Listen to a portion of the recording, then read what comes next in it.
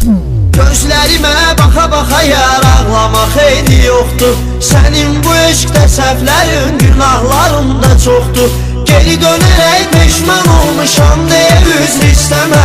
Sınan qəlbimin bu yalan sözlərə gözü toxdur. Sən məni tərk edən zaman düşündüm-mü tək qalaram. İlahi olsun köməyim, mən yenə xoşbəxt olaram. Bu qədər iradəsizəmmi, dözmərəmmi mən gəlməm. Bir halda sənsiz doğulub, yaşamışamsa əgər mən. Gözlərimə baxa-baxa yar ağlamaq xeyri yoxdur. Sənin bu eşqdə səhvlərin, günahların da çoxdur. Geri dönərək peşman olmuşam deyə üzr istəmə. Sınan qəlbimin bu yalan sözlərə gözü toxdur. Sözlərə gözü toxdur.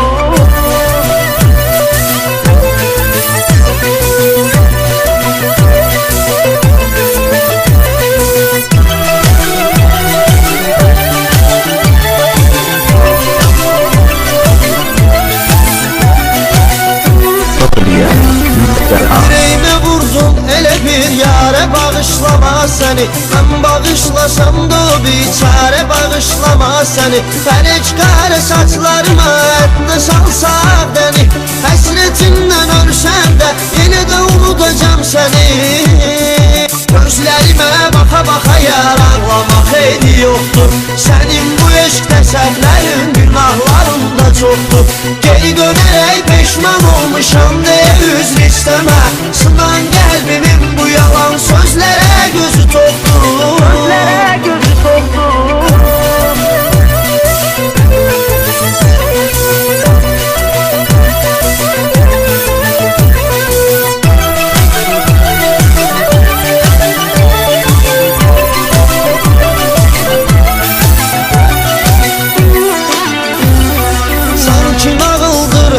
Dinləsə hər kəs ağlayar. Biri var imiş, biri yox imiş. Biri aşık, o birisi yar.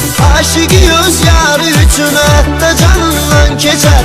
Ne bileydi vəfasız yar, başqa birisini seçər. Gözlərimə baxa-baxa yar ağlamaq xeyri yoxdur. Sənin bu eşqdə səhvlərin, günahların da çoxdur. Geri dönərək peşman olmuşam deyə üzr istəmə. Sınan qəlbimin bu yalan